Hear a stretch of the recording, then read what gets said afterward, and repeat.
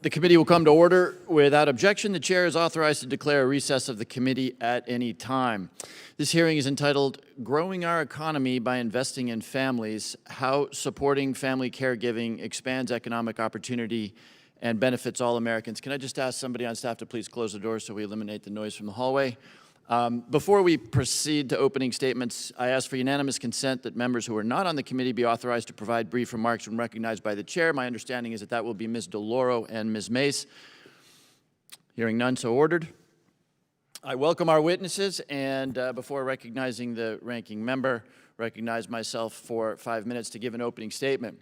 I'm actually thrilled at this hearing because today we take up not just the causes of economic disparity, something that is so evident in all of our states and districts, but a potential solution, and a solution that I think actually has a great deal of support in both analysis and emotion, and across the aisle in ways that we can do something that we as parents care deeply about, which is supporting our children and supporting the children of America. So today we'll be talking not just about one of the causes of disparity, as we have been doing on this committee for some period of time, but potentially one of the solutions. And as I said before, this is a solution that anybody who is a parent can understand, because for every parent, taking care of our kids is our #1 priority. And I think that we also understand that that extends to taking care of other people's kids, because we do, at the end of the day, live in a community. This does go to our heart, but the fact that we as a nation are almost dead last in investing in our youngest children amongst industrialized countries should sound alarms, inasmuch as that is a threat to our global competitiveness. My friend Mr. Kilmer gave me a sign some time ago that I have in my office, and that sign reads, "We are competing with everyone, everywhere, all the time." And nobody should be comfortable with the notion that we are almost dead last around industrialized countries in terms of giving our youngest citizens the step up they need to compete in that global economy. I'm also excited because, as I said before, I think there is the opportunity here for this committee to do what, as chairman, I'm committed to seeing us do, which is to find those areas, small though they may be, where we can get bipartisan agreement in this polarized environment. Obviously, for something to become law, it must, at the end of the day, have broad agreement across both parties. And we have seen in the Congress bipartisan activity, including the Creating Early Childhood Leaders Act, written by Mitt Romney and Bob Casey. I would note that some red states like Alabama and Florida have dramatically increased their preschool funding in the last year to the tune of $6 and $10 million, respectively. And again, this is something that I hope we agree is a challenge for all of us. I hope we agree that the solution probably looks like something that is satisfying to everybody, because if you talk to parents, I being one of them, there's a remarkable array of early childhood opportunities out there. There is Head Start, there are faith-based daycares, there are parents who make the decision, a more traditional decision, to stay home to take care of their children. All of those options, I think, are worthy of support, and what we really need to think about and talk about is how do we make sure that there are more options available to more people so that no child, if I may make a little bit of a reference to legislation of some time ago, so that no child is left behind. With that, I deliberately kept my remarks short because my neighbor, chairwoman of the Appropriations Committee, Rosa DeLauro, is here, and Rosa has no intention of retiring anytime soon, but when she does retire, probably #1 on the list of her accomplishments will be her lifelong devotion to making sure that all children have the foundation that they need to succeed. So with that, I will yield 2 minutes to my friend and neighbor, the chairwoman of the Appropriations Committee, Ms. DeLauro. Many thanks, Mr. Chairman, and to you and to Ranking Member Steele and all of the members of the committee and this wonderful panel this morning. Thank you for inviting me to speak about how we are going to help working families and children. Mr. Chairman, you always hear Connecticut is the richest state, but you know families struggle with the highest cost of living. People are struggling with their bills and taxes, and they need a government that looks out for the middle class, for working families, for small businesses, and the vulnerable who work hard. In In the past, they had a government that jumped for the 1% and the biggest corporations. Now the focus must shift. Those corporations must pay their fair share so that we can make the critical investments in education, job-creating infrastructure, childcare, reduce drug and health care costs, and lower taxes for working families. We know that that can happen. With the gap growing between the rich and poor, government should bend over backwards for those who work so hard so that we can grow the middle class again in this country, people who live paycheck to paycheck. We are finally moving in that direction and making a shift, which is why I am proud that last month the House delivered for the American people by passing the Build Back Better Act, a once-in-a-generation investment in children, families, caregivers. That included a first-time investment in childcare that guarantees that its cost will not exceed 7% of their income and paid family and medical leave. Build Back Better also expands and improves the child tax credit, the biggest cut in taxes for working families with children, the most groundbreaking and transformative policy, one that I have been fighting for nearly 20 years. It lifts over 50% of our children out of poverty. It is a lifeline to the middle class. I am pleased that families with children under 6 receive $300 a month. Children 6 through 17 receive $250 a month. It is social security for children. We must get this done. We must sign it into law as soon as possible to ensure that families can continue to receive their monthly child tax credit payments next year. I thank you, Mr. Chairman, and I thank the ranking member as well, because together we have an opportunity. We have the opportunity to build the architecture for the future of working families and for children, and build a better and a stronger America, change the focus we've seen over these last decades, move it in the direction away from the wealthiest people in this nation and the wealthiest corporations to families. Make that investment in families. That is what is being done. And with that, I yield back. Thank you very much, Ms. DeLauro. We're honored by your presence. With that, I recognize the ranking member for 5 minutes. Thank you very much, Chairman Himes. I agree with you on the importance of early childhood education. Many families face huge challenges in affording childcare. My priority is to support families with quality, affordable, and accessible childcare. Build Back Better, though, is a toddler tax. The toddler tax would jeopardize the quality of childcare and make it less affordable and less accessible. Let's explain why. The toddler tax further emboldens the heavy hand of Washington, D.C. The toddler tax shifts the expectation of childcare away from parents and extended families and towards big government. The government should not be a co-parent. Let's discuss how the toddler tax functions as a co-parent. If the toddler tax becomes law, in order to provide childcare to a 2-year-old, childcare workers will need to have a bachelor's degree in early childhood education. This alone will remove 120,000 caretakers and put them out of a job. That is absurd. Today, childcare costs the average American family $16,000 a year. If the toddler tax becomes law, the government will mandate worker pay, dramatically increasing the cost of childcare. The average working family will be on the hook for an additional $13,000 a year. $29,000 for childcare $29,000 a year for childcare costs. Talk about inflation. But wait, you might have thought that everyone was going to get childcare for free with a toddler tax, until you read the fine print. Nope, only free for some families. We have a worker shortage, and some may ask, will the toddler tax help parents get back to work? No, because the toddler tax doesn't have a work requirement. Currently, many moms and dads rely on faith-based providers to care for their children. So how does the toddler tax impact faith-based providers? It punches them in the face. Let me give you an example. Take a Lutheran church in Racine or Mugwanago or Franklin, Wisconsin, that serves in particular Latino families. Under Build Back Better, it will be incredibly difficult for these faith-based providers to house a child care program. Child care centers in parishes, churches, synagogues, Muslim centers are under attack by BBB. With the focus on government control, you might think that the data shows government institutions provide better outcomes for children than faith-based or in-home providers. But that is not true either. The data says children are better served by faith-based providers or in-home providers. Instead, we should be focused on reducing the cost of childcare and making it affordable. Here's how. By reducing the regulatory burden for non-health and safety requirements. 2, by addressing municipal zoning for in-home providers. And 3, providing timely payments to providers. Now let's shift gears. Let's talk about school-age children. We have a significant education gap between demographic groups in our countries, particularly among Black and white children. State assessments are rolling in, and this gap has gotten a lot worse over the last 2 years. It is most severe for minority populations in low-income households where schools were closed the longest. So you would think that we would be doing everything we can to keep schools from closing. Unfortunately, in our largest districts, the school closures are not over. This is not good for kids and creates uncertainty for parents.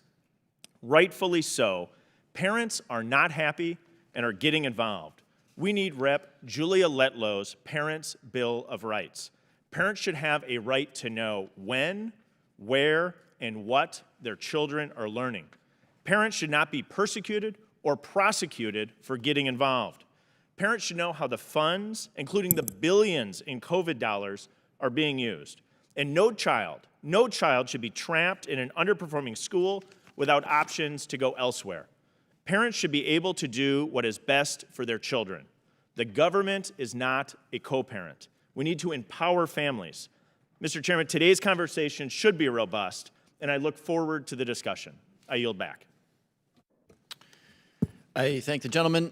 Before we turn to our witnesses, I ask for unanimous consent to play a video from a group of Americans that share their experiences as part of the committee's mission to show America to itself. It's become the tradition of this committee to just do 3 or 4 minutes of video where we hear from people who are out there actually doing the work and living under the circumstances that the committee is examining. So the video participants are Mark Jaffe of Stamford, Connecticut, who is the CEO of Children's Learning Center of Fairfield County in my own district, Leslie Strout, a high school teacher of 21 years from Olney, Maryland, Brittany Williams from Burien, Washington, who is an in-home elder and disability care provider through SEIU, and lastly, Claudia Morell, who is a family and community caregiver and CEO of the STEM Equity Initiative in Baltimore County, Maryland. Hearing no objection, so ordered.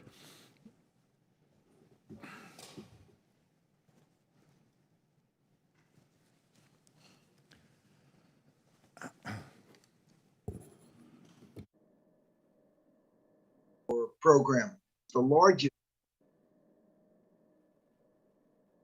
COVID has had a dramatic impact on our program. The largest employer of our parents is the hospital. 3 nurses in the doctor's offices have all told me they wouldn't be able to work otherwise. The cost for us for a pre-K child is approximately $16,500. On average, in the state of Connecticut, a preschool teacher is paid $26,000 a year. That is shameful. Our teachers are effectively the working poor. One of the young people that we talk about, he came to CLC nonverbal. And by the time he left us 2 years later, he was speaking English. And he is now a manager at Google. I spent a career in the private sector. And what I found when I came here was there was virtually nothing I could do that could have a greater impact.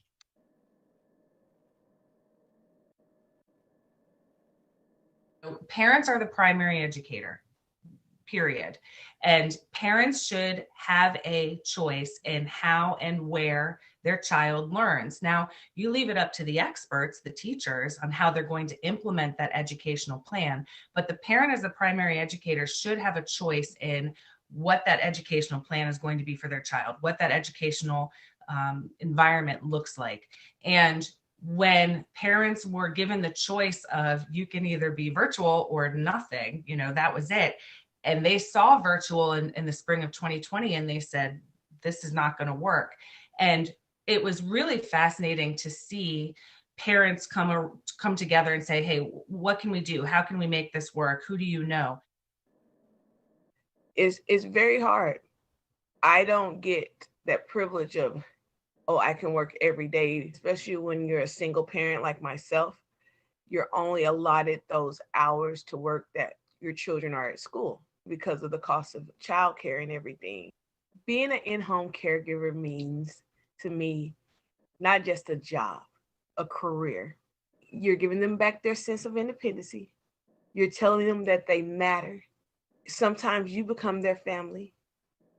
Even today, when I still sit and think about clients that I had before COVID and had to let go, it's heartbreaking. When I think about what the Build Back Better plan would mean, if we do not make sure that we have the proper foundation set up to support this baby boom, it is going to crash. We are the infrastructure of this nation, not buildings or roads. My children are all essential. They all had to go to work. At the time I had 3 grandchildren, I now have 4. I can completely converted my basement to turn it into a school to homeschool them. I am the sole care provider for my mother who has dementia. It seems like the care for seniors today is only available to those who have the highest level of income. Her cost per month is about $9,000 a month. We are also trying to still work because we can't give up working. I'm not 65 yet. I'm not, even then, Social Security wouldn't cover it. That's middle America, middle class America. I think we're invisible and we're getting crushed. We need some help. I'm not a parent, I'm a grandparent. I still need help because if you take me out of this equation, the whole house collapses.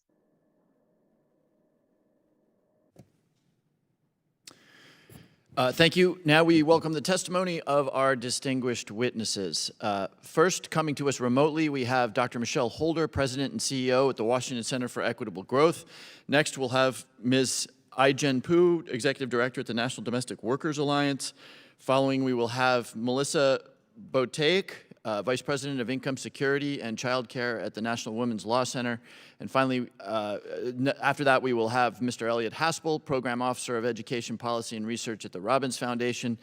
And last but not least, we have Mrs. Denise Johnson, Founder and Executive Director of the Opportunity Calls Everyone Family Development Center from South Carolina. Ms. Johnson is a constituent of Representative Mace of South Carolina, so pursuant to our unanimous consent, the chair now recognizes Ms. Mace for the purpose of a one-minute introduction of Ms. Johnson.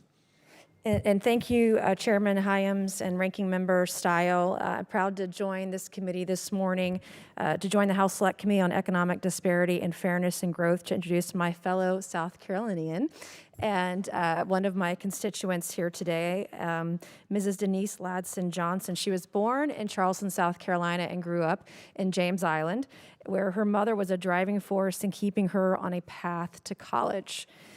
She went on to obtain her Bachelor's of Social Work from Benedict College and later earned a Master's of Arts in Biblical Counseling from Luther Rice University and Seminary. Inspired by her mother, Mrs. Ladson Johnson is now back serving James Island, and we thank you for that, so others can have the same opportunities that she had. She is the wife of a supportive and loving husband, Moses, who's here with us today, and the mother of one surviving daughter, Mag Honey, 2018, and 3 loving children who you will hear more about today in her testimony. We look forward to hearing from the witnesses today about the scope of these issues and problems that we're facing and what we could all be doing better as legislators together to solve it. Thank you for your time and effort to be here today, both of you. And I yield back. I thank Ms. Mace. Our witnesses are reminded that their oral testimony will be limited to 5 minutes. You should be able to see a timer directly in front of you that will indicate how much time you have left.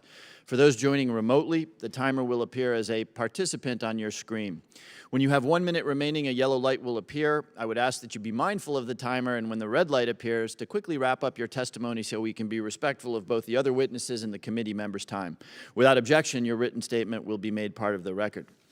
Dr. Holder, who is coming to us remotely, you are now recognized for 5 minutes to give an oral presentation of your testimony.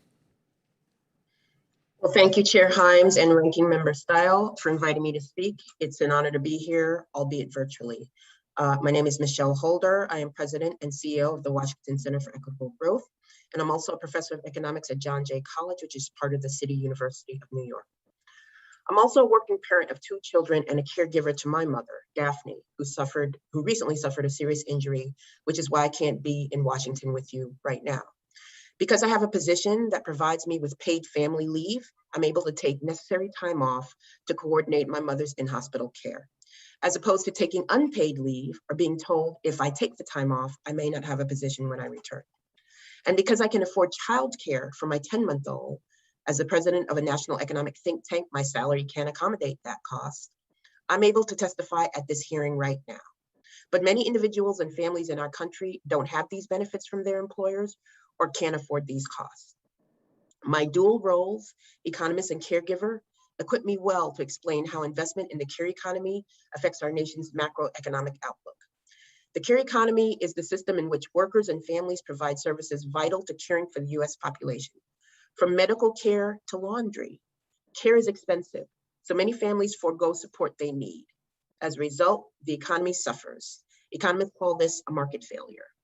Today, I will discuss how this market failure constricts growth using 2 case studies, paid leave and childcare. I will then solve a puzzle. Given the common sense justification for investments in care, why do we underinvest? Biases toward economic inputs that are easily quantifiable and against women of color lead us to undervalue care, underinvest in this economic bedrock, and constrict growth. Let's start with paid leave.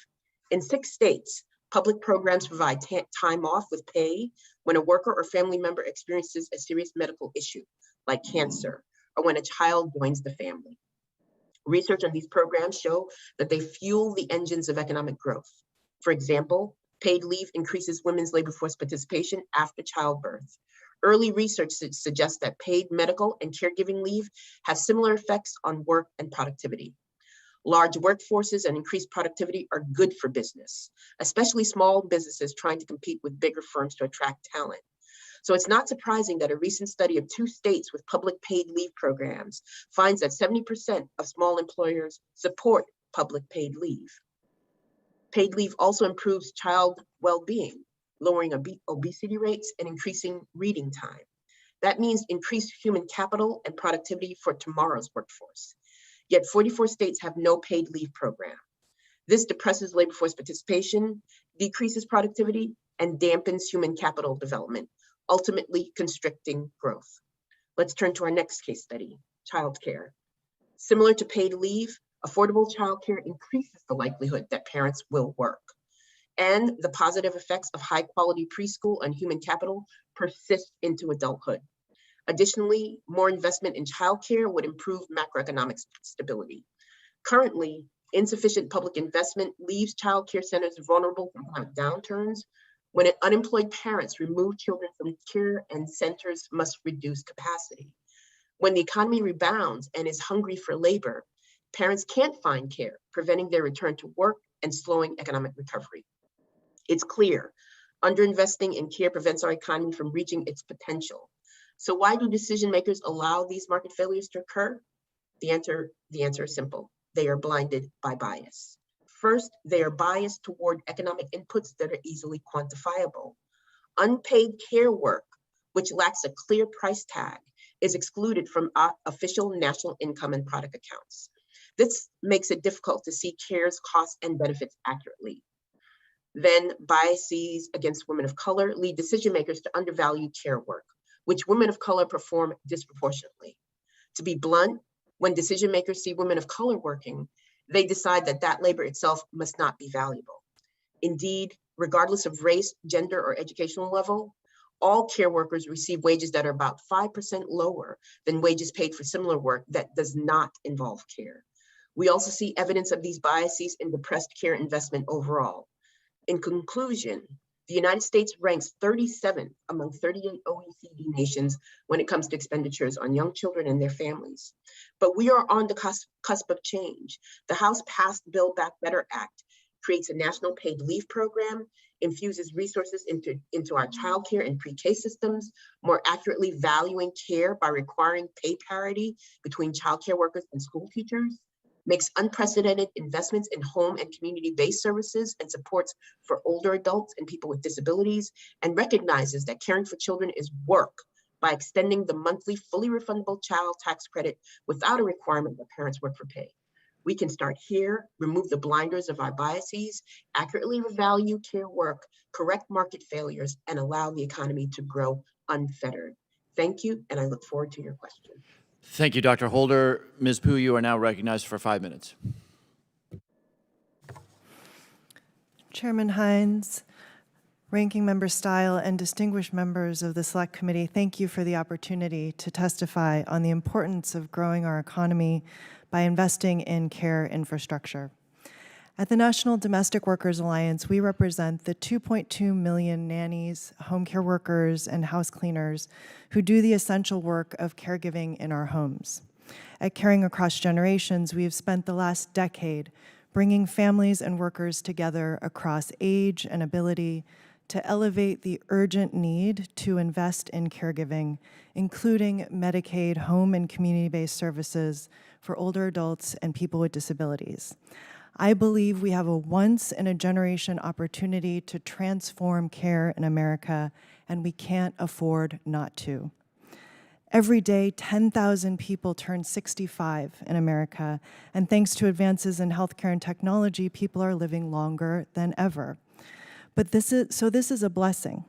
But we have a major challenge ahead of us because we have yet to adapt any of our policies or programs to support quality of life and access to care for an extended lifespan. By 2050, 27 million people will need long-term care in America. The vast majority of those people will want to age at home, and we have neither the infrastructure nor the workforce to support it. Already, over 800,000 people with disabilities and older people are on waiting lists for services in the home and community. What we have is an over-reliance on overstretched family caregivers, who are mostly women, who are having to make impossible choices between their livelihoods or their loved ones at tremendous financial and emotional cost. And we have a reliance upon underpaid, unprotected care workers, the majority of whom are women of color, 1/3 of whom are immigrants, and can't sustain in these jobs on the poverty wages they earn. One of our members from Georgia, Nafisa, struggled to make ends meet on her $8 per hour job as a home care worker, having to choose between putting gas in the car to get to work or buying food for her family for the week. Despite seeing her job as a calling, she had to take a job in manufacturing so that she could earn $15 per hour. According to a recent study by PHI, the average annual income of a home care worker is $18,200 per year. Low wages are compounded by lack of access to benefits. Only 1 in 5 domestic workers has access to health insurance coverage. Less than 1 in 10 domestic workers are covered by employer-provided retirement. There's no paid family and medical leave, and 82% of domestic workers don't have a single paid sick day. These conditions lead to high turnover rates and chronic worker shortages, especially in rural communities, ultimately hurting the accessibility and quality of care for the people who need it. It's also costly to agencies that constantly need to hire and train new workers.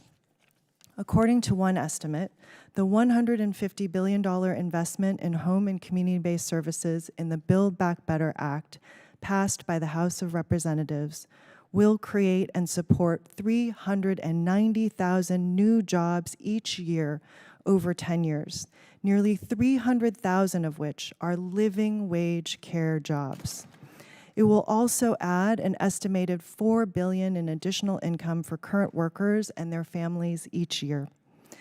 This is not only transformational, it is essential. As the demand for this work skyrockets, these jobs are jobs that can't be outsourced or automated. These are the jobs of the future, and we must make them good jobs.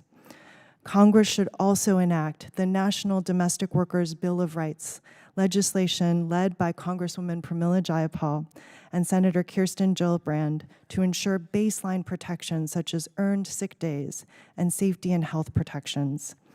By investing in the domestic workforce, including raising wages and improving the quality of care jobs, we can secure working families and individuals who rely on care. We can enable working family caregivers to work with peace of mind. We can make these poverty wage jobs good jobs, jobs that are predominantly held by women of color, turn them into pathways to economic mobility. In short, we can promote economic growth and equity from the bottom up, from inside our homes throughout our entire economy. I'm honored to testify before this committee today and look forward to your questions. Thank you. Thank you. Thank you, Ms. Pugh. Ms. Boteic, you're now recognized for 5 minutes. Good morning, Chair Himes, Ranking Member Stile, and other distinguished members of the House Select Committee on Economic Disparity and Fairness and Growth. My name is Melissa Boteic, and I'm the Vice President of Income Security and Child Care at the National Women's Law Center. I'm grateful for the opportunity to testify today on the state of women's labor force participation, factors contributing to its historic low, and why building a more equitable care infrastructure as part of Build Back Better is a critical part of the solution. It is December 2021, and women have the same labor force participation rate as our mothers did in 1989. Since February of 2020, over 1.4 million have left the workforce completely, while others have cut back on their hours to manage caregiving. Studies of parents with young children during the pandemic affirm that mothers were 4 to 5 times more likely to have reduced their work hours or adjusted their schedules because of caregiving than fathers were. The crisis is not hitting all women equally. Latinas and Black women have been pushed out of the labor force at twice the rate of white women. Our nation's lack of care infrastructure is an important factor in explaining these alarming trends. Even before the pandemic, families struggled to find and afford care options for children, seniors, and people with disabilities. The paid care workforce, largely Black, brown, and immigrant women, are paid poverty wages for doing this essential work. And the United States remains the only nation among our peers without paid leave. When COVID-19 hit, this fragile house of cards came tumbling down. Child care programs shuttered and schools closed. COVID-19 ravaged congregate care settings, and many care workers, either risked health and life to work or were laid off as the economy shut down. But while a pandemic raged outside, children still needed care and education, and our parents and relatives with disabilities still needed services and support. That work fell disproportionately to women. And these tremendous pressures, combined with massive job losses in women-dominated industries, pushed many mothers and caregivers out of the labor force entirely. Caregiving is the work that makes all other work possible. But as the economy reopened, the care workforce remains a fraction of its pre-pandemic size. Compared to February 2020, there are 1 in 10 fewer child care workers and 1 in 8 fewer nursing and residential care facilities workers. It's not rocket science as to why. Caregiving professionals are paid wages 20% lower than professionals with comparable skills. Without public investment, many care providers do not have the resources to attract or retain new employees with higher wages. None of this is coincidental. Rather, it is rooted in a racist and sexist history of undervaluing care work precisely because of who does it: women, and disproportionately women of color and immigrant women. We have privatized what should be a public good and offloaded the cost to families and care workers. Let me repeat, caregiving is a public good because our economy cannot function without it. And as the pandemic held up a mirror on our decades of disinvestment, many women looked around and said, maybe it's not just me, and maybe it doesn't have to be this way. They're absolutely right. The experiences of our peer countries in the OECD emphasize how investing in care infrastructure is a key factor in bolstering women's labor force participation.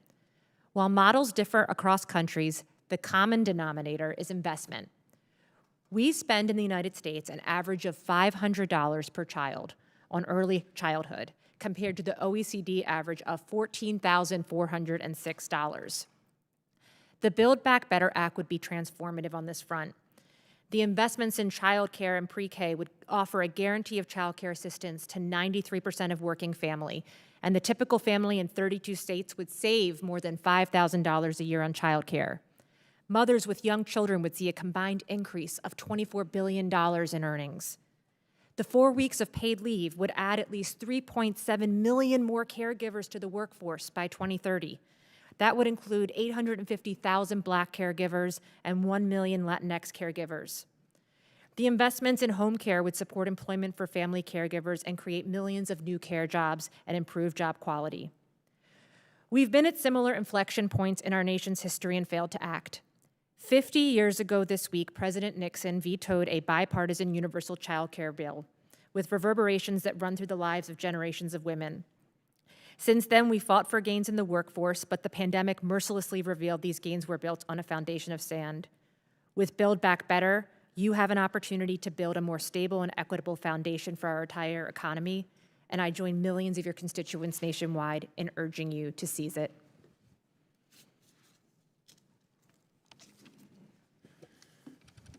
Thank you, Ms. Botek. Mr. Haspel, you're now recognized for 5 minutes.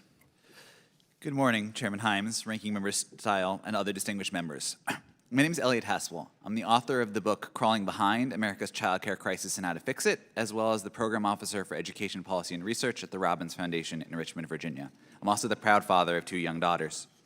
It's not hyperbolic to say the American childcare system is on the verge of collapse. Today, I'd like to talk to you briefly about the consequences of allowing that collapse to occur and the ways in which the Build Back Better Act would put us on a different path. Childcare today is inaccessible and unaffordable for many, if not most, working parents. It was an already scarce resource prior to the pandemic due to what the U.S. Treasury Department calls a quote-unquote unworkable business model. But COVID has irrevocably broken the fragile equilibrium. The sector's employment remains 10% below its ugly pre-pandemic levels, and thousands of programs have closed or reduced their capacity. An October poll found that 1 in 3 working families with young children are, quote, facing serious problems finding childcare when adults need to work. The collapse is not bounded by geography or ideology or program type. It affects centers, faith-based care, in-home care. In a just-released study of programs across Louisiana this summer, one of the most robust data sets we have to date, nearly half, quote, indicated that they serve fewer children or turned away families due to staffing challenges, and nearly 2/3 indicated they currently had a wait list. There's every reason to think this is a nationwide trend. Even when a slot can be found, the cost is often a huge burden to young families. If you think back to the old compound interest games from high school math class, imagine how much future financial security is being sacrificed by shelling out $10,000 or more each month for childcare. Savings, retirement, the fund to buy a house or start a business. Hardworking families struggle because we treat childcare as a purely private responsibility instead of an educational and workforce support that empowers the American dream. The cause of the collapse is simple. There's not enough money in the system. In the Louisiana study, program leaders reported an inability to offer competitive wages as the key driver of their staffing challenges. So this is not a pandemic artifact. This is the new normal. Parents cannot be asked to pay more. Programs have nowhere else to turn. Public funding, like that in the Build Back Better Act, is the only path forward. It should be noted this is not a controversial or partisan position. In 2017, the U.S. Chamber of Commerce released a report entitled Workforce of Today, Workforce of Tomorrow, the Business Case for High-Quality Childcare. Former President Trump held a White House summit on childcare and paid leave in December 2019, just 2 years ago, where he stated, quote, in more than 60% of American homes, both parents work, yet many struggle to afford childcare, which often costs more than $10,000 per year, and it's devastating to families, frankly. For the future workforce, the fact is high-quality early childhood experiences and financially stable families shape child development and show up in later life outcomes. The science is clear. Children's brain architecture develops cumulatively like building a house. The foundation for academic skills, socio-emotional skills, behavior, and health are all set in the earliest years of life. And incidentally, it's because of that last fact that paid family leave and the expanded child tax credit should be thought of as policies which also complement childcare and enhance the future workforce. The benefits of a functional childcare system are difficult to overstate. The benefits, which include billions of dollars annually for state economies, even extend to national security. Mike Petters, the president and CEO of Huntington Ingalls Industry, the nation's largest military shipbuilder, explained why in a speech I attended, stating, quote, "A few years ago, I heard the then Secretary of the Navy talk about the service's recruiting challenges. Look at the United States population between 18 and 25, then take away anyone without a high school diploma, anyone with physical fitness issues, anyone with a criminal record, what you're left with is about 25% of the population." Mr. Petters continued after noting the benefits of an effective early childhood program. Think about how much stronger we could be if we were recruiting from a talent pool of 50 or 75 or 100%. Early education for all can get us there. The Build Back Better Act bill will salvage the childcare sector and develop a choice-based system that works for parents and children while supercharging the American economy. It ensures that childcare is affordable, the workforce is well compensated. And that improved supply pipeline matters for more than the mere existence of slots, it matters for the quality of those slots. Quality is the key mediator of how an early childhood experience impacts child development, and that quality is defined first and foremost by the relationship between a stable caregiver and a child in a stimulating environment. The alternative, it should be reiterated, is nothing less than the full disintegration of the U.S. childcare system. The trends we are currently seeing, programmed closures, long wait lists, high turnover, women dragged out of the workforce, will only accelerate. The consequences for the American economy would be truly dire, and no state would be spared. We have an opportunity to avert this fate and instead massively strengthen our nation's families and both our current and future workforce. I'd like to close by again quoting Mike Petters of Huntington Ingalls Industries. We know that the debates of the day will rage on, as they always have, but one of the great strengths of America is we've always looked forward with hope and determination and imagination, even while fighting the battles of today. We may feel like we're giving something to these children. The truth is, they will give us infinitely more in return. Thank you for your time, and I look forward to your questions. Thank you, Mr. Haspel. Mrs. Johnson, you're recognized for 5 minutes. Good morning, Chairman Himes, Ranking Member Steele, and other committee members. Thank you for inviting me to speak with you all today. My name is Denise Ladson Johnson. I am the mother of 3 children and the founder of Opportunity Calls Everyone Development Center in James Island, South Carolina. We provide mentoring, tutoring, and summer programs for children and teens in our community so that they can embrace opportunities and reach their full potential. The children in my community are not okay. I recently asked the teenagers in my weekly mentoring program how COVID-era school closure impacted them. Here's how they responded. While schools were virtual, my grades were dropping. I ended up having a 2.7 GPA. I slept more than doing anything. Before COVID closed schools, I had good behavior, good friends, and okay grades. Since COVID, I started getting into trouble a lot, making bad choices, and getting bad grades. When the pandemic started, I lost some friends and was not able to see them. Before the pandemic, I felt really good being around my friends, but the pandemic came and I couldn't see them. I was so sad. I couldn't go to school, so I had to do it on Zoom. I didn't like it. During COVID, I drifted away from friends and basically lost all communication. Kids are our future. We have failed them by neglecting to educate them during school closures and isolating them and their friends. And now we have a whole generation that is not equipped with the education they deserve and the tools they need to thrive. What does their future look like?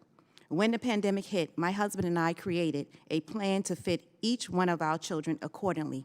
My oldest son, AJ, was in college on an academic and football scholarship.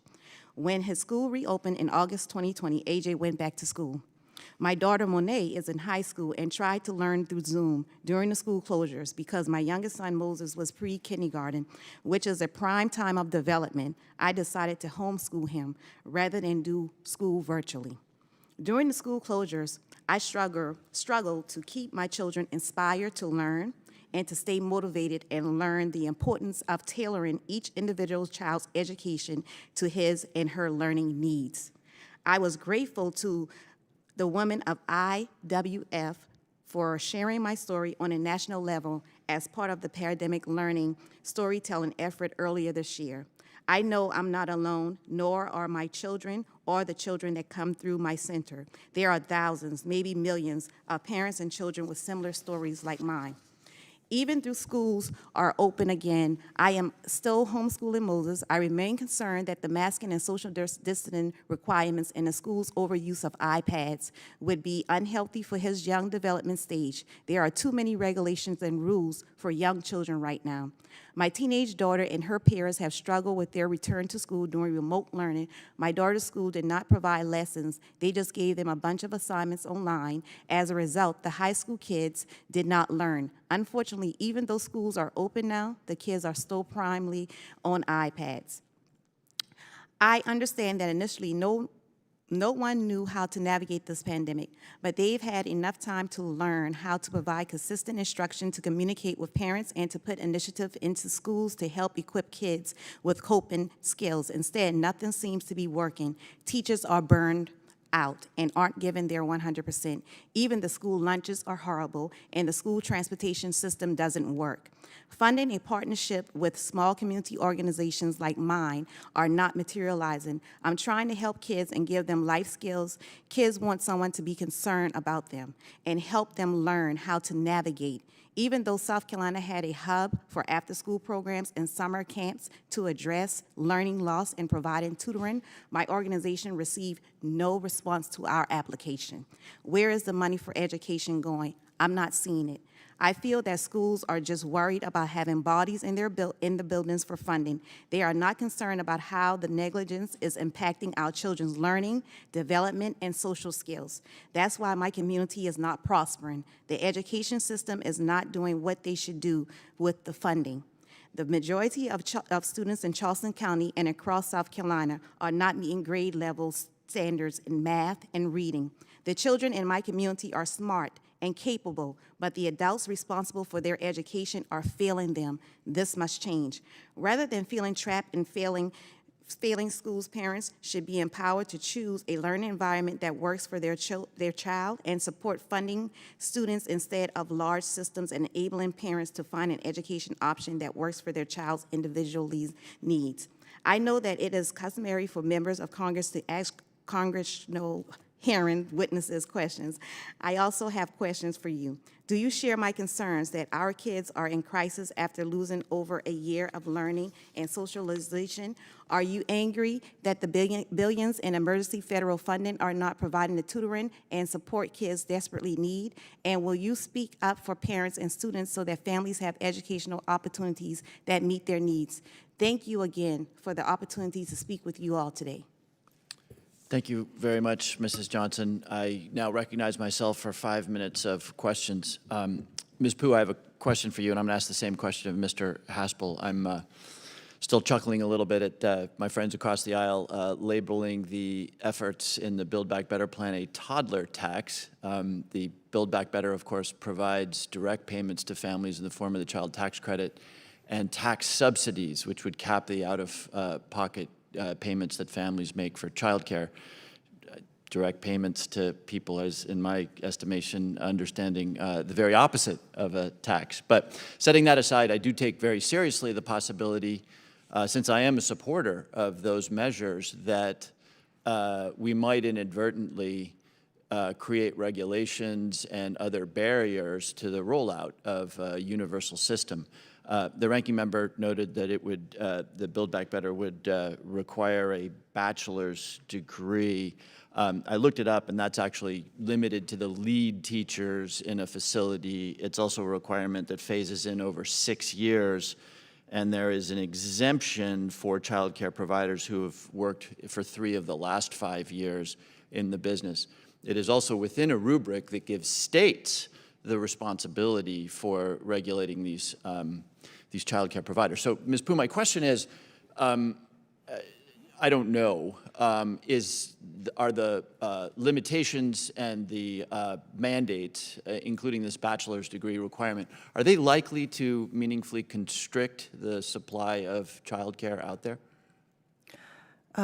Not to my knowledge, and Melissa is probably in a better position to answer this question, but my understanding is it would dramatically expand access to affordable quality childcare for people who need it, including care workers like the ones that I represent. When you have a workforce who earns on average $18,200 a year, and the average cost of childcare is over $9,000 per year, we need support in order for childcare to be affordable and accessible, and the programs in Build Back Better would enable that. Yeah, I think I understand the demand side, and I'll actually ask Ms. Boteg, since you indicated she has, I understand the demand side. Obviously, if we subsidize something, it's going to be easier for people to demand that good. I'm really concerned about something the ranking member raised, which is the supply side and these limitations. I mean, obviously, we have a real interest in making sure that it is high-quality childcare, but I'd really like to get some feedback on whether Build Back Better as written with the state licensing requirements is likely to reduce supply or impede the development of supply. Mrs. Boteg, and then I will come to you, Mr. Haspel. Thank you for the question. You need to turn your mic on. Yeah. Thank you for the question. So the Build Back Better investments over the first several years provide enormous investments for states to be able to build up the supply of affordable and high quality childcare, both through developing facilities, through investing in recruiting and training teachers, all of those things. And so the phase-in is sort of intentionally designed in order to help address the very issues that the ranking member raises. Mr. Haspel? Yes, so to clarify, the bachelor's lead teacher requirement is just for pre-K programs. So we need to distinguish. Build Back Better has two separate components to it. What they consider is childcare, which would be, you know, settings that are for primarily younger children and also for 3- and 4-year-olds in before and after school, and then pre-K, which is the school year, school day. What we also know DC here as universal pre-K. I think it's around half or more of state pre-K systems currently have that requirement. That includes Republican-led states like Kansas that they do. So this is actually not an unusual requirement. And as you note, there's I'm sorry. Let me just clarify that. Yeah, so this bachelor requirement for the lead teacher already exists in many states, including Republican-led states. Yes, okay. It does. And then I think to this point of building out the supply of those teachers. Yes, by putting the number one constraint to supply right now is the wages, and so by putting more money into the system, we're going to be able to recruit more teachers. Right now, it's incredibly hard to staff, and this is why we have such massive staffing issues right now within the childcare system. The regulation that is traditionally not actually what basically you look at a program budget of a given child care program, upwards of 70 or 80% of those costs are personnel. And so, we need to understand that when we talk about regulation, we have to keep a low child-to-adult ratio when you need a lot of people, and that should be that way. We want that. That's where high quality comes from, and so that requires having well-compensated workforce, which Build Back Better does provide for. So let me ask one last question. I'm not quite sure. I'll make this a jump ball because I'm not quite sure who might have the perspective, but we under-consider in this institution models of success and failure elsewhere. So my question is, I'm a supporter of Build Back Better, but it's possible that there are better ways to do it. They're about possible that we might learn from places like the UK, Germany, Canada, countries we think of as peer countries, what to do and what not to do. So I wonder if I could get a witness who feels they've got the perspective to answer the question, to reflect on how do the proposals in Build Back Better compare to childcare in what we might consider peer countries. What can we learn from them? Are we doing better? Are we doing worse if we implement it? I'd love to just get that perspective in maybe 2 minutes or so. So one thing that's important to note is that the average paid leave length in European countries is 14 months. So already many of the first year there is a much more generous paid parental, unpaid family and medical leave provisions in other countries. So the United States stands alone in many ways in lacking that. Looking across other nations, the United States is, as Ms. Holder said, we are the second to the bottom of all the OECD nations in terms of our level of investment in children and in their early care and education. So if you look at places like Denmark, France, Germany, the United Kingdom, across the board, those countries are all investing in some form of either free or highly subsidized childcare and early education and pre-kindergarten, without exception.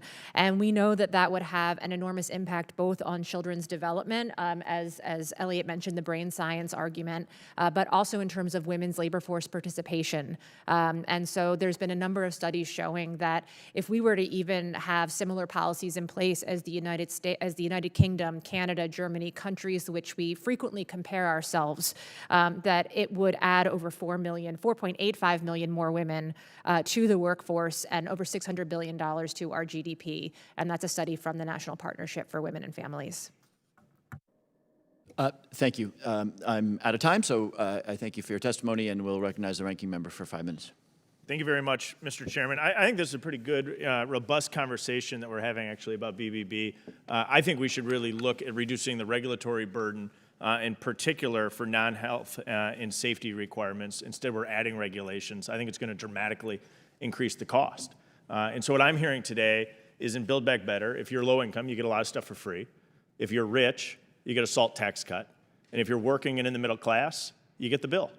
And so that's my concern, is the impact that this is going to have on working middle-class people in affording childcare, as childcare costs are going to go up. I know some of my other colleagues are going to have questions on that. So what I want to do is shift back, if I can, and bring us back to the topic of schools and the 50 million students who are our next generation of workers. And so what's happening in schools has the potential to leave our students really unprepared for the jobs of the future. And even Democrats, like former presidential candidate Michael Bloomberg, are questioning the ability of our students to read, to write, and do basic math.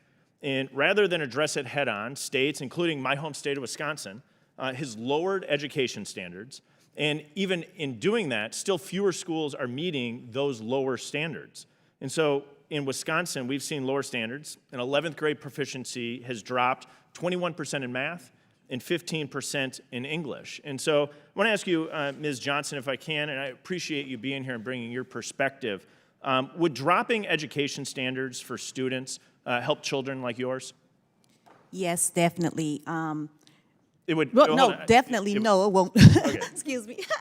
No, definitely it won't drop. It won't impact. It will impact, definitely, because, for instance, my daughter, I don't think that they should feel that a D is passing. When I was growing up, a C was barely passing. We had to make A's and B's. So just lowering the standards for our children and lowering the standards for the children right now is not benefiting them, because they're barely getting the education that they deserve and what they need now.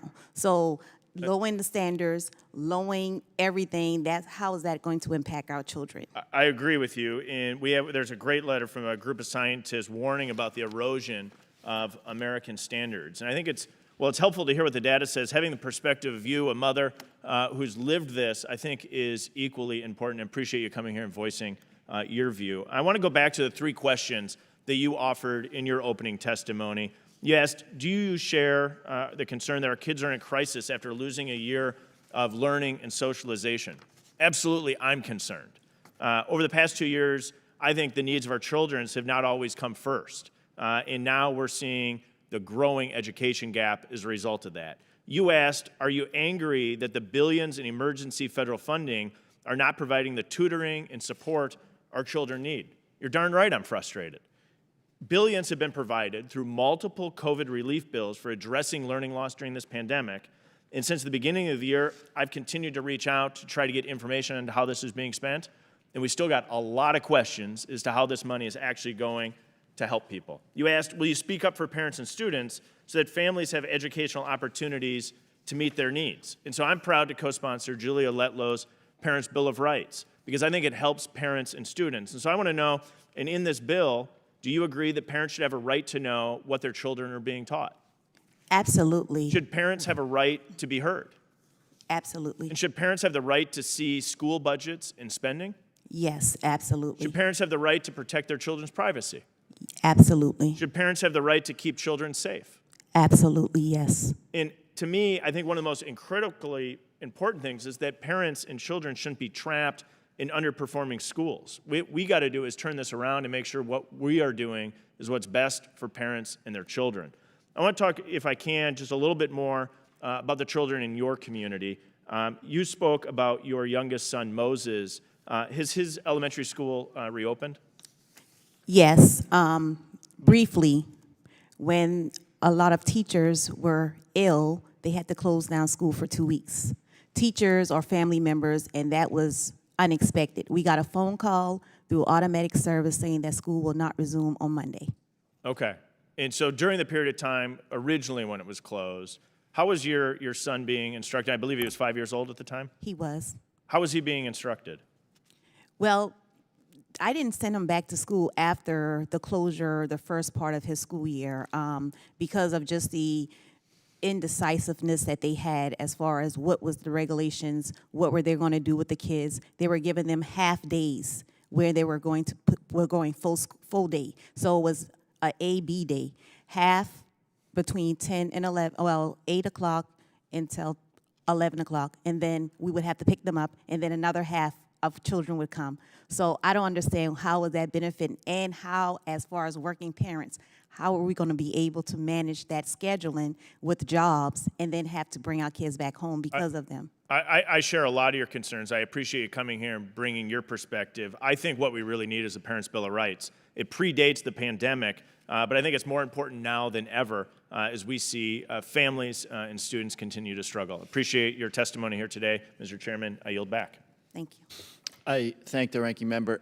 Before I recognize Ms. Moore, we're fortunate today to have good attendance, to have a big panel, and to have lots of audience members. So I'll just remind everybody in the room that House rules require the wearing of masks unless speaking, obviously drinking, that sort of thing. But I would just ask everybody in the room to please do their best to comply with that. And with that, I will recognize Ms. Moore for 5 minutes.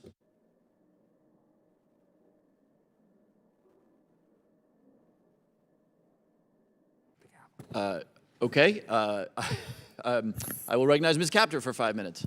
Sorry for the confusion. Okay. Ms. Moore, do you want to pass? Mr. Chair, I absolutely would not. I will come back to you. All right. Ms. Moore is recognized for 5 minutes. Thank you so much. This has been an extraordinary panel, and the frustration with the 5 minutes is that you really can't ask all the questions that you want to ask. Dr. Michelle Holder, I hope that you're still there somewhere. If not, I just really want the record to be really clear that your testimony has been so fundamental. My biggest frustration with the whole discussion of the Build Back Better bill is that somehow it's social spending versus the $750-something billion that we authorized for the defense bill yesterday, which is social spending too, to fund our defenses, but to demonstrate that just like any other bill, that the Build Back Better bill really adds to our economic activity. And of course, as a baby boomer, I'm one of those people who's turning 65 every single day, and there'll be 27, as you pointed out, Ms. Pooh, there'll be 27 million people who will want to stay home versus being in a daycare center. I remember seeing you on TV, and I just got so excited, and said I just got to meet her.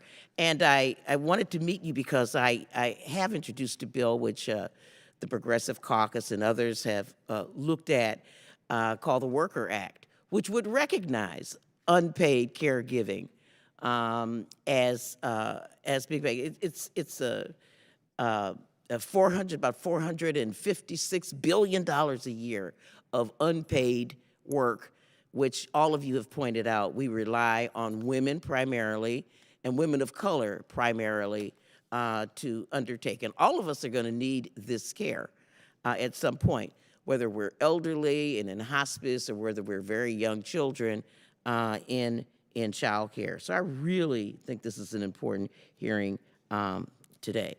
I guess if I were to ask a question, I guess I would focus on providing the future workforce and the benefits. Just want you to elaborate a little bit about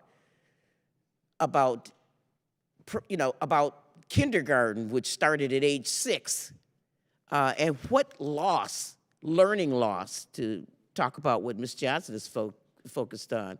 Can we expect not to extend preschool care?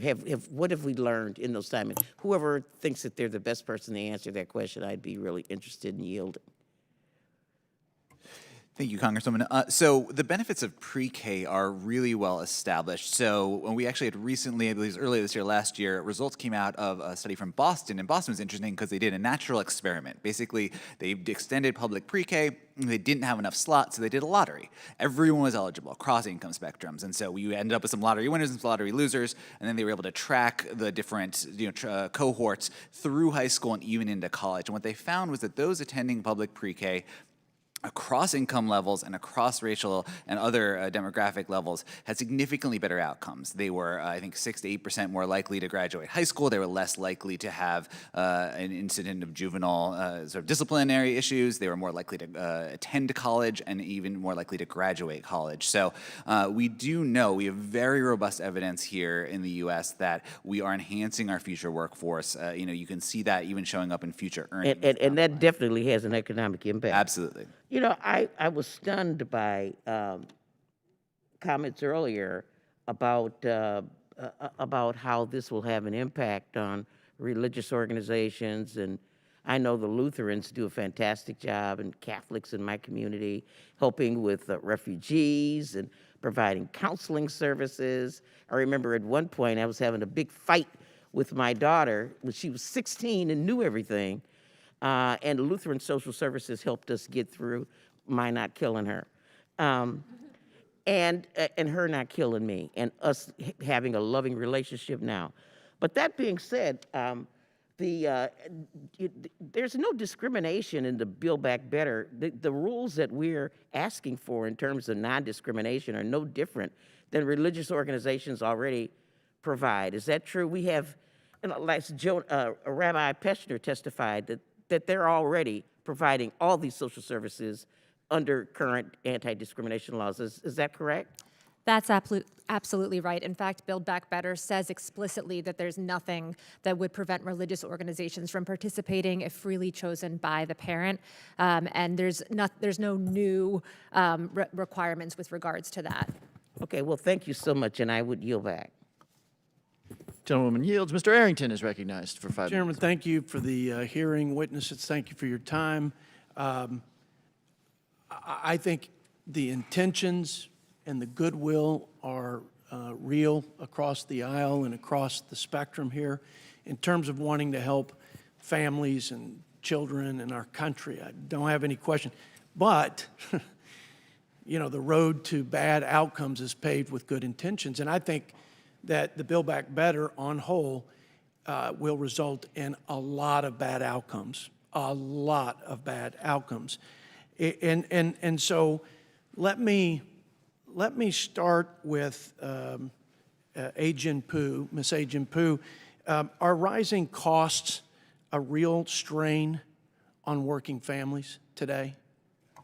Yes, they are. We've seen policies led by the Democrats, and I want the context to be for all to understand that while I appreciate the chairman's comments that generally we find consensus in order to pass legislation that is this significant and this vast and this numerous, that is not the case. So let's be clear, this is purely partisan. It's been done on both sides, I don't disagree, but this is a purely partisan bill. Not a single Republican. Out of literally thousands of amendments, there wasn't a single amendment accepted. So let's just make sure that's clear.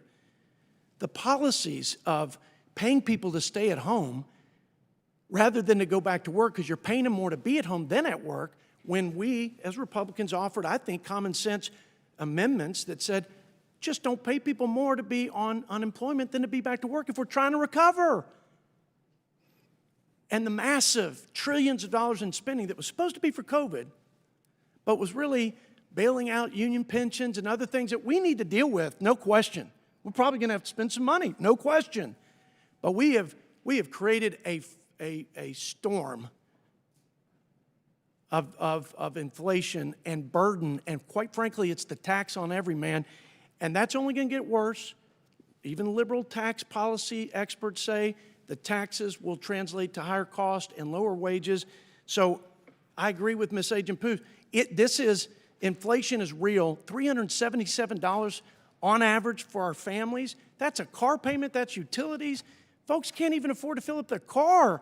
and get to work. And we're talking about expanding the entitlement without work. We're talking about more deficit spending. We're talking about more translation into inflation. And I'll get back to you. I promise I'll come back to you. Thank you for making it a quick answer. Ms.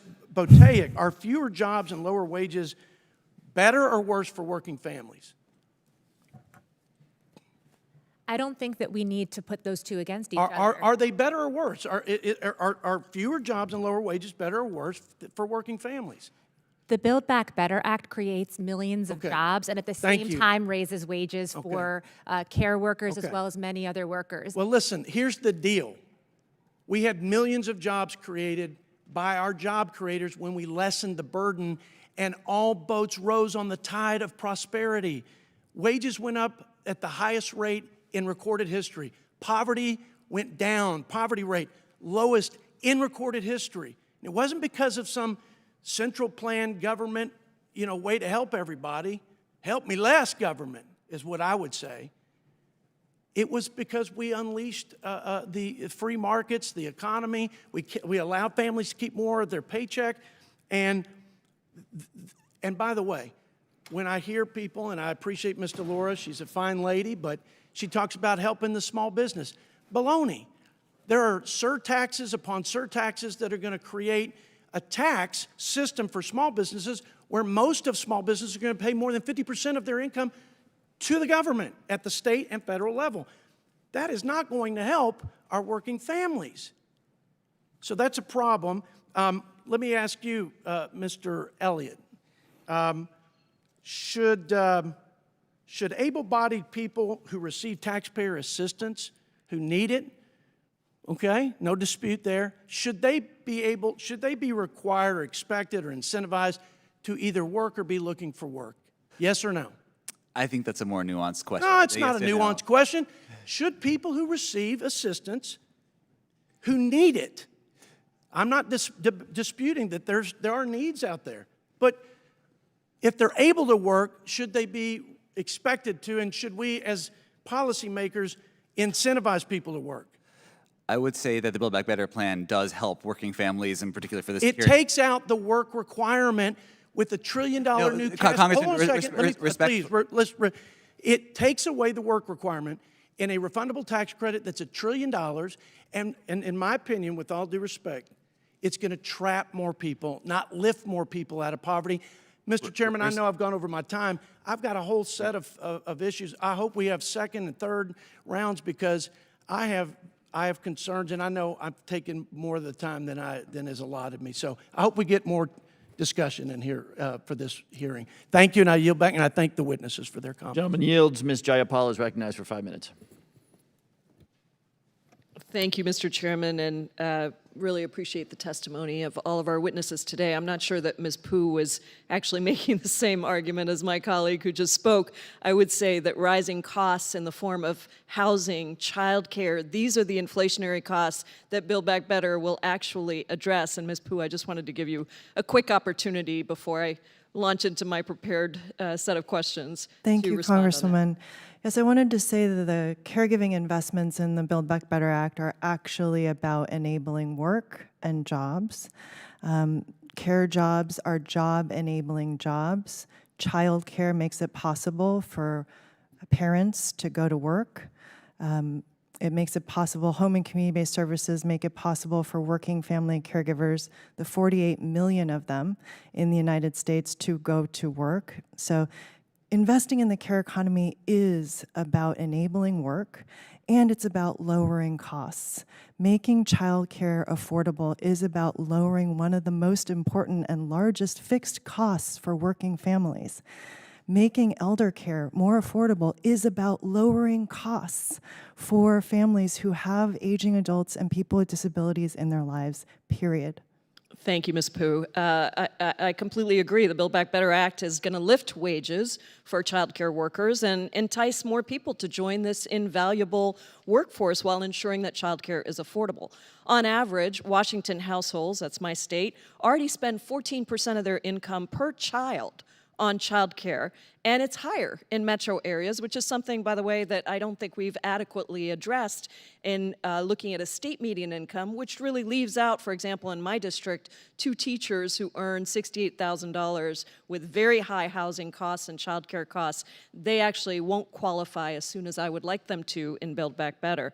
Meanwhile, childcare workers make poverty wages. About 500,000 childcare workers are domestic workers who lack basic worker protections under federal law, and my Domestic Workers Bill of Rights would rectify that oversight, extend overtime pay to them, and guarantee them essential rights on the job.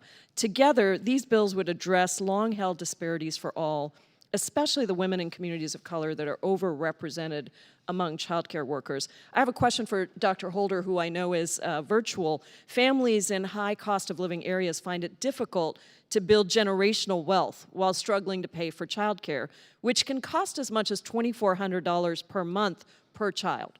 For families who can't afford it, women often face the choice of dropping out of the workforce and losing income to provide their own care. Dr. Holder, how would ensuring universal child care for every family impact their asset building opportunities?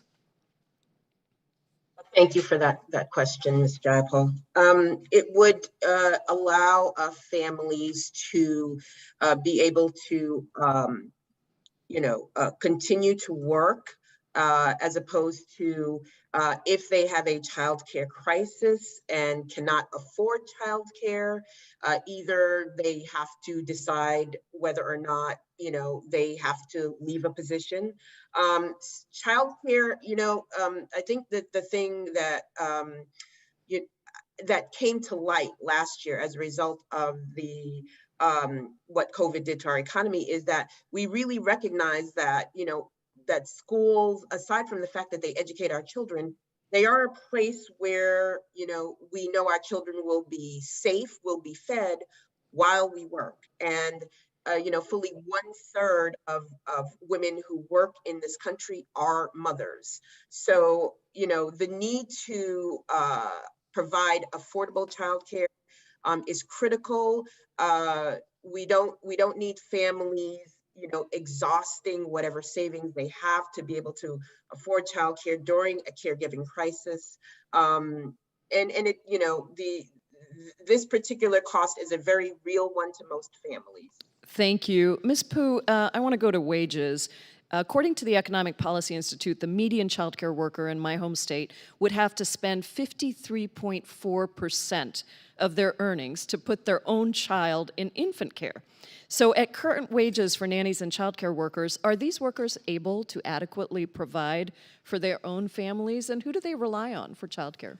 No, this is one of the biggest tensions and I think contradictions in our society, where the people that we count on to care for us and our families as a profession can't take care of themselves or their own families doing this work.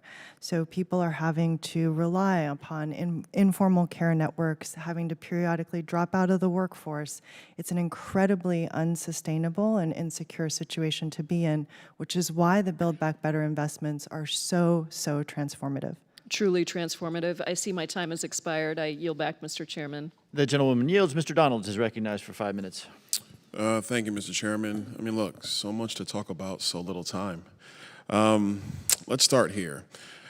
I want to go back a little bit to the actual child care provisions with respect to Build Back Better. And I know we're talking about an important topic and the whole focus seems to already be Build Back Better, but it needs to be kind of covered.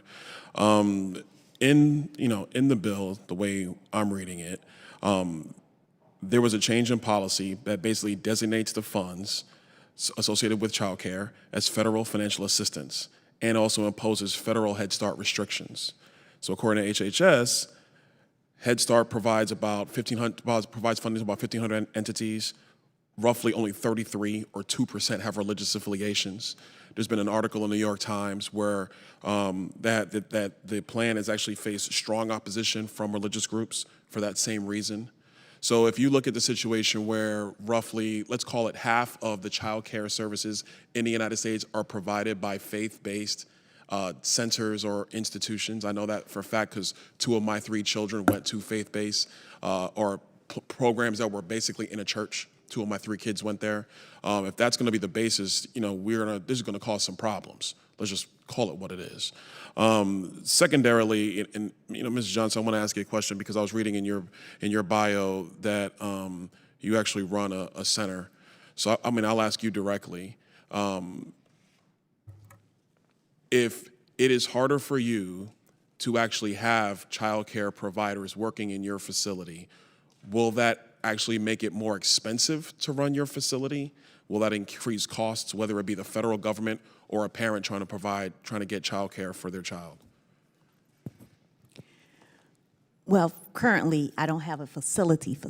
Oh, my fault. That's But I have worked with child care licensing in the state of South Carolina as well, so I can answer the questions. Sure. Definitely, I feel that the system that we have in place for the daycare centers and the child care centers and so forth, I feel that we should definitely impact with the learning ability first. See if these are standards that these teachers that are teaching, and also the faith-based, if there are, because the faith-based is kind of a sticky situation because just like you say, there are churches, right? For my center, and it's an upcoming center because I'm really housed in a Ultra Culture Center. I'm in an art and culture center for mentoring program. But so I really can't really base the answer to the question basically right now because I don't have a center. That's fair. I'll open it up. Yeah. If the cost of, it's essentially, if you have a situation where, which we currently have right now, where under the child tax provisions, you have workers who will potentially, because child care workers, they got kids too. That's just the reality of the situation. Well, they will effectively be getting, hundreds of dollars per month per child. Will that actually increase the costs to centers of labor? Will it actually increase the cost for them to get people to come in and work the necessary hours if they're already getting hundreds of dollars from the federal government with respect to child tax extensions? So I was going to address the arguments that you made about religious providers as someone also who put both of my children through religious preschool. But hold on, I got to stop you. Right. I got 1 minute and 15 seconds. No, okay. I wanted to focus on child tax. The child let's tax go there. credit? Yeah, because look, here's the reality. Child tax credit is roughly $275 or $300 per child, depending on your situation, right?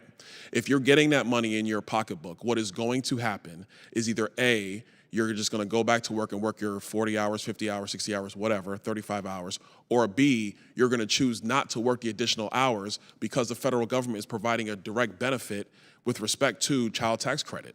So economically speaking, something's going to give. You're either going to work more hours or you're not going to work more hours. And if you choose to work more hours, the economic argument is that my additional time, which I could not go to work because my budget is now full, you're going to have to pay me an additional dollar or additional X amount of dollars in order for me to decide to go into the workforce.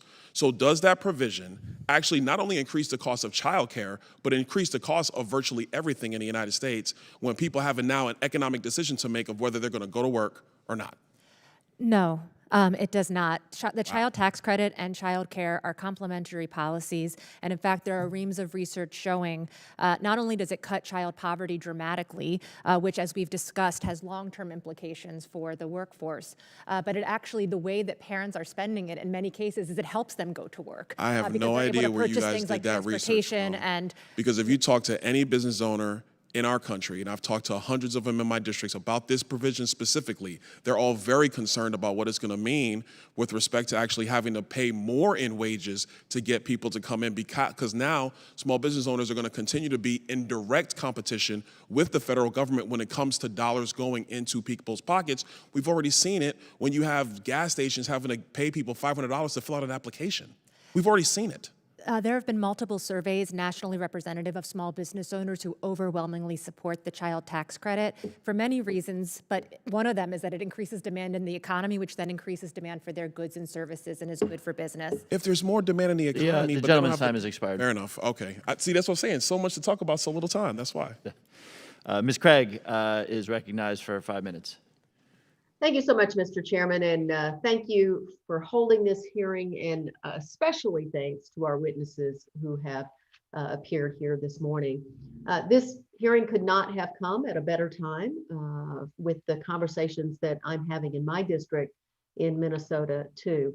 2 weeks ago, I met with my family farmer advisory council in Cannon Falls, Minnesota, and we talked about the challenges that they're facing in rural and ag communities to find people to come to work. One of that labor shortage that we talked about, it really impacts all sectors.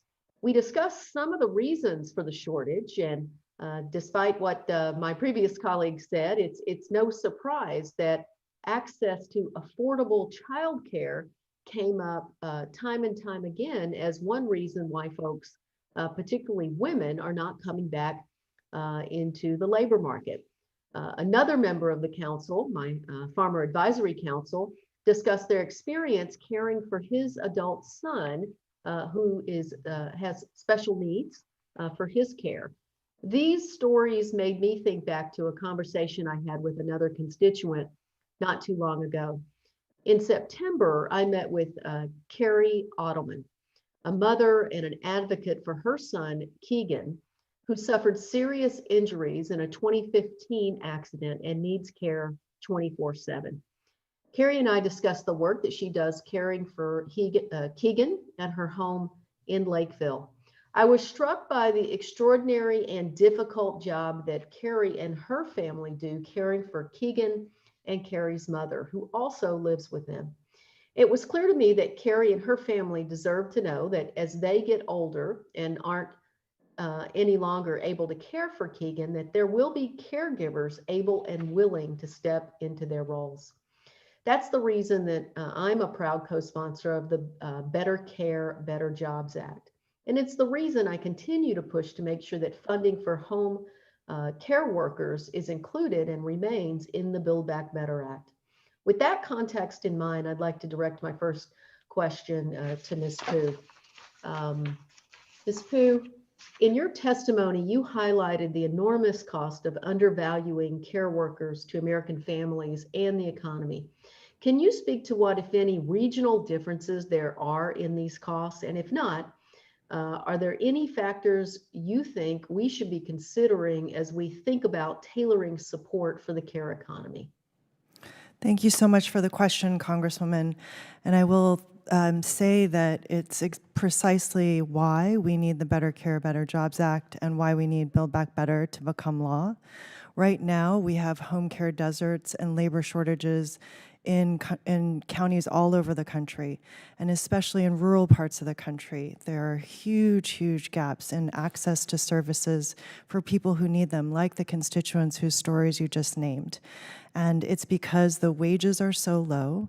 In rural parts of the community, there are also additional costs and time related to transportation for workers to get from client to client. It's very difficult to retain and attract workers on poverty wages in that context, which is why the ability to raise wages and make these jobs good jobs is so essential. And by the way, creating access to home and community-based services for people who need this care is cost effective. It saves taxpayer dollars. Every day that we're able to keep people out of nursing homes is a day that we save taxpayers money. The average cost of keeping someone in a nursing home is 3 times as much as the cost of home care. So we are actually building an infrastructure and a workforce for the future that will long-term save states and every region in this country a huge amount of money. Thank you so much for helping us better understand that. Mr. Haspel, I don't only have 40 seconds, but a similar question about any regional differences when it comes to childcare. Trends, data, anything you'd like to add to that? Yes, Congresswoman. So the Bipartisan Policy Center did a study where they looked at 35 states and where they compared urban and rural demand. And what they actually found is that despite the fact that urban areas certainly have more children, the gap into supply to demand for childcare within rural areas is actually 10% higher. I don't know the exact number, I think it's about 25% gap in the urban areas, 35% in the rural areas. They didn't have any for Minnesota specifically, but I know that was true for other Midwest states like Wisconsin and Michigan. Thank you so much for that, Mr. Haspel. And with that, my time has expired and I yield back. The gentleman yields. Mr. Davidson is recognized for 5 minutes. Thank you, Mr. Chairman. Thanks to our colleagues for the preparation for this hearing. And thanks for the witnesses for coming and doing the work that you're doing to, offer your own perspectives in terms of how our country might solve this, how our communities, we disagree on some of those solutions. But I think, the great thing is the United States has a pretty big social safety net. We spend, net of COVID year, we spend about $1 trillion a year on around 90 means-tested programs. So not Social Security, not Medicare, those are products you're forced to buy. Some would say deficient products, certainly soon to be bankrupt if we don't intervene and make them more actuarially sound. But if you look at the safety net proper, things that are means tested, there are real problems with how that works. It's great that it's there, but let's look at how it impacts families. In our effort to help, there should never be a federal program that makes life harder for families.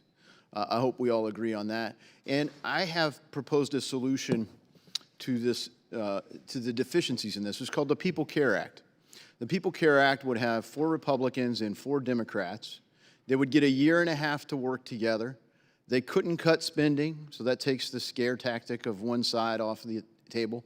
They couldn't launch new stuff, which takes the scare tactic of the other. So what could they do? Well, they could do any of the things that don't do those. They could propose changes that deal with benefit cliffs, for example. They could consolidate programs that over time, for example, I think we have 5 school nutrition programs. It started off with a school lunch program, and we found that it was so vital for our kids to be able to have nutrition that we said we should do before school, after school. We should have summer programs. But you look at some of the challenges, the government in often cases is competing with family life. They're certainly competing with the faith community to try to reach people with the same goals. And so my question is, how can we reinforce that? The goal of that committee is to say, let 8 people of goodwill who would pick their own chair of the committee work together to propose a solution, and at the end of that 1.5 years, Congress would get a yes or no vote. Does it really make it better? It's hard to think that if with 1.5 years working together, 8 people of goodwill could not make this system better. So, Ms. Johnson, as you look at the work that you've done and highlighted, maybe could you highlight some of the challenges in the current system for families? Yes. Currently, the challenges that families face definitely is childcare. Working parents having to work, stay home. But also, we are challenging with our kids' mental. Our kids are burnt out as well. Our kids are not motivated. They are not, you have to keep them motivated, but then if the parents are burnt out and they're doing things as far as dealing with the pandemic, how can we expect our children to be able to navigate as well if we're parents trying to navigate? So I think basically right now we need to not just base on the numbers of COVID, and the virus, we need to look at the homes as far as suicidal that our teenagers are facing, middle school students as well. We need to also think about alcohol and drug addiction and use. We need to also think about what is driving them. They're on the social media, even though they're on the iPads, but the social media that they are looking at is persuading them to think that that's how they should live their life, and they're getting depressed from it. Yeah, because they're seeing thank you for highlighting some of those, and I wish we could, and hopefully can somewhere else, talk more in depth. And what you ran through were a lot of cultural challenges. And when you think about the challenge, I think a lot of times when we talk about families, we think of this kind of uniform, 2 parents at home family. But the census this year showed that only about 1/3 of families is that the case. In fact, that when you look at 12 to 17-year-olds, over 40% of kids have no parent. They're not living with a parent. So how do we design programs that address those challenges? And I would say that we're not going to do it one bill at a time. We've seen how this place politicizes efforts to solve problems. And I just hope that my colleagues will take a sincere, earnest look at the People Care Act, because it gives us a chance to break, sort of like the goal of this committee, break the normal way business is done here. One of the problems with our committees of jurisdiction is they can only deal with a little slice. I'm on financial services. We could deal with housing, but only in respect to this way. We can't look comprehensively. And that's the same problem our social workers have. When somebody comes in, they can't sit down and get to know them as a person and say, you know, I got 90 programs. Let me design something that will help you.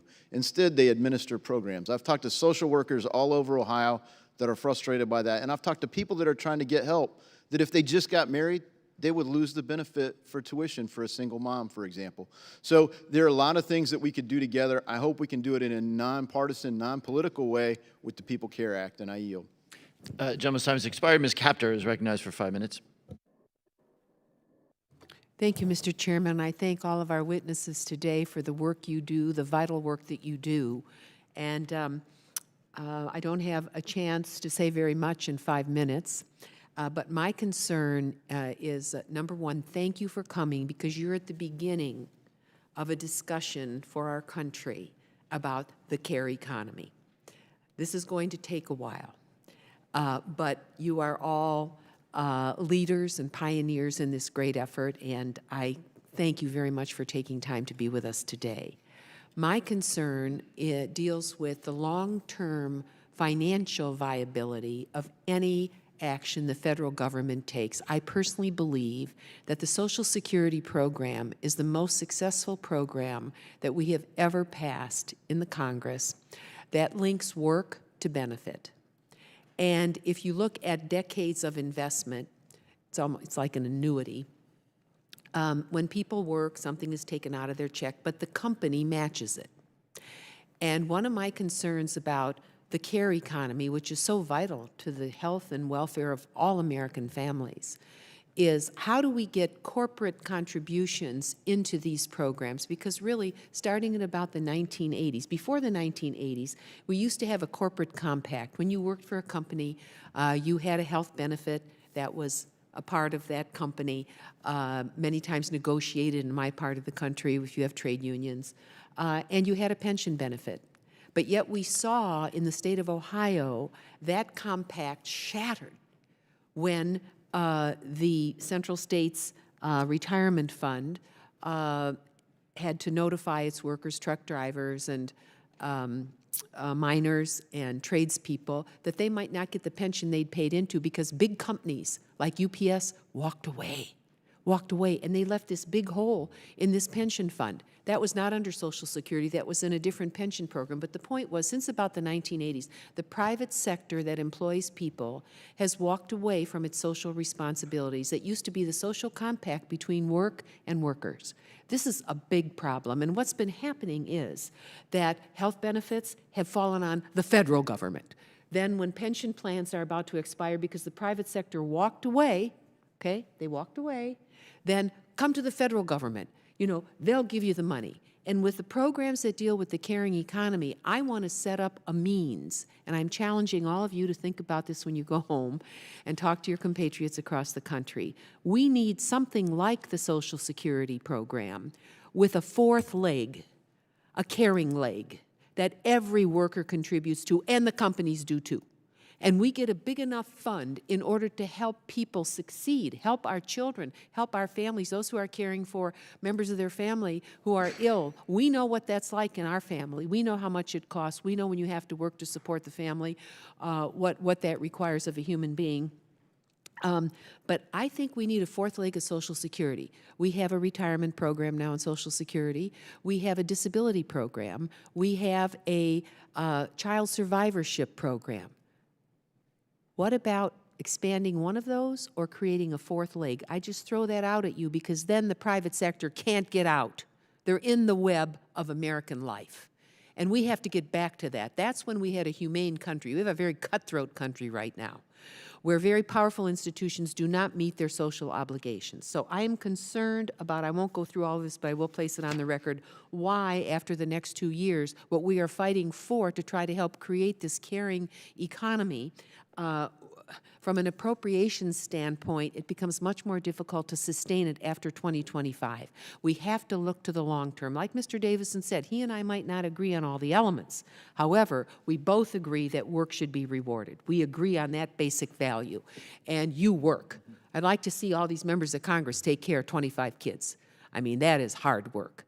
And so I'm just looking at the financing element, and I wanted to throw that out there for consideration. And I will have some comments to place in the record, Mr. Chairman, relating to the way that over a period of years, what is currently in the existing proposal, the BBB, is not sustainable. We have to find a way to make it sustainable. And so view your pioneering efforts here this morning as extremely important and to help guide our country, because you are giving voice to a part of America that has not been heard from. The other small point I wanted to make was we fund, as a federal government, healthcare centers across this country, in every community, thousands of them, okay? I look at those facilities, I look at the people that work there and ask, what's the connection between the care economy and our federally supported federal health care centers? There may be a nexus there in some way that we haven't thought about enough, where we are already paying for certain facilities to be out in rural communities and urban communities, and maybe there's a way to provide certain services through there, just something to think about as we seek a better answer for all of our people. I thank you very, very much for being here this morning. Give you a big applause. You do the hard work of America. Thank you for being here. Thanks, Mr. Chairman. The gentlelady's time has expired. Mr. Gonzalez is recognized for 5 minutes. Thank you, Mr. Chairman, and thank you to the panel for being here on such an important issue that's impacting America. We know how unpaid care responsibilities contribute to women leaving the workforce, often having severe impacts on Hispanic mothers. In my district, it's a reality that we see all too often in South Texas. According to the Pew Research Center, over 25% of the nation's newborns are Hispanic. So it stands to reason that without investments, the level of unpaid care responsibilities will likely rise. Ms. Boatek, what positive impacts to mothers and caregivers of young children, not only in the workplace, but in education and professional development, can we expect to see specifically realized by these investments that we're making today? Thank you for that question. In short, the investments that the Build Back Better Act considers are both short-term and well into the future. You mentioned Latina mothers. Black and Latina women have been pushed out of the workforce at twice the rate of white women.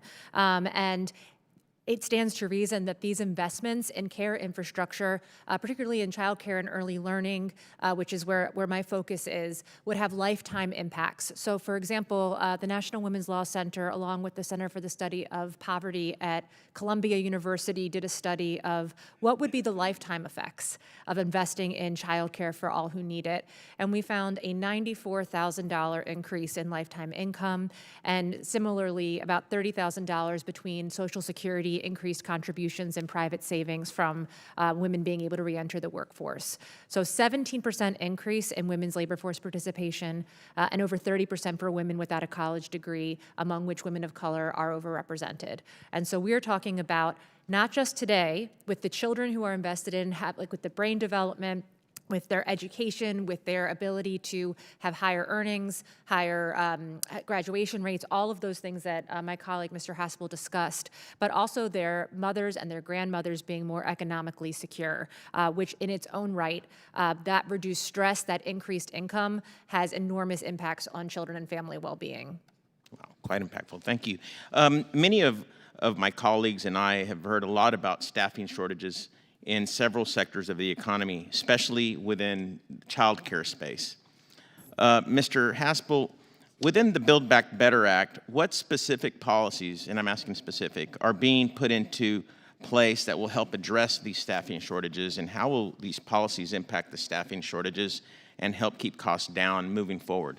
Yeah, thank you, Congressman. So the Build Back Better Act requires every state to put in place a wage scale that is the floor of a living wage. So no child care practitioner will be getting less than the living wage, and then each state will, within its own context, determine a ladder. So as people get more experience and credentials, they walk themselves up towards eventually, hopefully reaching pay parity with the kindergarten teacher, essentially. Also requires the states to do what's called a cost of quality study. So it's all this talk about the cost. We're missing the fact that childcare should be expensive, and actually what's being paid now is artificially depressed. Just like in California, you want earthquake-proof buildings. They're going to cost a little more. You want high-quality childcare, you need well-compensated practitioners. And so the Build Back Better Act also has every state conduct their own contextual cost of quality study, which says to provide high-quality care with well-compensated practitioners, with good quality facilities, making sure the parents have good access, this is how much it costs per child, and that becomes the rate that the parents are bringing to the centers or to the family, to the in-home providers, to the faith-based programs. I did want to mention, the Build Back Better Act actually strengthens faith-based childcare. Faith-based childcare is also struggling from staffing shortages. They're also closing en masse, and this will strengthen the workforce for them as well. So those are some of the specific provisions that will assist with the staffing shortages. Very well. And I can agree with that. Thank you, and I yield back. Gentleman yields. Ms. Ocasio-Cortez is recognized for 5 minutes. Thank you very much, Chairman, and thank you to all of our witnesses who are here today. I listened to some of these arguments, and it reminds me that we are serving in a body that is only 27% women, and sometimes we have to explain in the capital of the United States of America what life is like as a woman in this country. And the fact that childcare is not a giveaway, it is not money that is thrown away and set on fire, but for anyone who is concerned about price increases, inflation, etc., it's probably important to know the role that women and childcare play in all of that. We see headlines all the time about quote-unquote labor shortages, which I think many of us would argue are dignified wage shortages, dignified job shortages, which make it impossible to work. But I am the daughter of a domestic worker, and I grew up doing my homework in strangers' houses while my mom vacuumed and cleaned and did what needed to be done. The United States is the only country in the OECD that does not guarantee any paid family and medical leave to its citizens. And yet we come in here every day and people act as though it's impossible. We are the only developed country that doesn't do this. Mm-hmm. We have a shortage right now, a quote unquote what is called a labor shortage. But we know that this labor shortage and the shortage of workers is concentrated disproportionately among women and people of color. Correct, Dr. Holder? That is correct, Congresswoman. Now, if I'm a mother, and let's just use New York City statistics, for example, where the median income in New York City per capita is about $39,000. Median. That's not even a working class or low income community, that's median. The median cost of childcare is $16,000 in New York City. Now, that's just childcare, $1,300 a month. Then there's transportation costs, then there's the increased cost of food because you need to pick something up on the way home, you don't have any time, you're working a job, you need to pick up your kid. It's not even worth it to work to go to work. It's too expensive to go to work for a woman to go to work, or any child-giving parent. Isn't that correct, Dr. Holder? That is correct, Congresswoman Ocasio-Cortez. So most working and most stay-at-home parents, caregiving parents who are disproportionately women, who are already not paid equally, who are already paid cents on the dollar, and Black women and Latina women especially paid pennies on the dollar compared to men, then have to look at this and have to look at $1,300 a month in childcare and they're making a rational economic decision to stay home. So then we see about how prices are increasing because we don't have labor who's able to take care of our supply chain issues, stock stores, keep stores open, etc. So childcare can actually address a bottleneck to reduce prices in the United States. Would you say that that's a fair point worth investigating, Dr. Holder? Yes, Congresswoman, I would say that, indeed. And secondarily, to Ms. Ai-jen Poo, I want to talk about immigrant women in childcare and domestic labor in this country.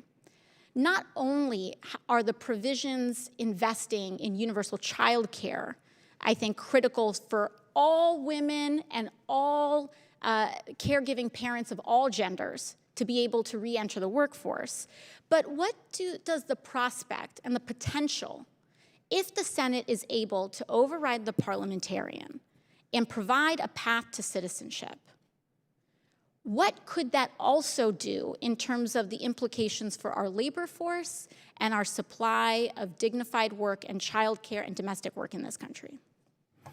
It would help make care jobs good jobs because we would be able to establish and enforce a floor of good jobs in the care sector.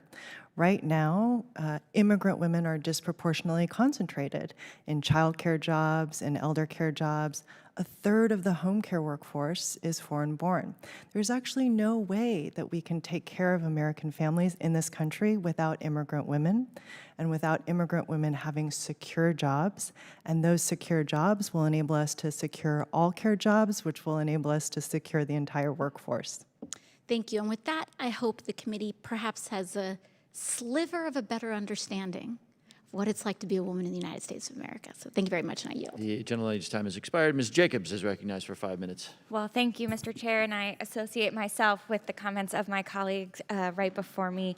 I want to thank you all for the work that you're doing to help make the case for the Build Back Better Act and the care economy that we know is so important.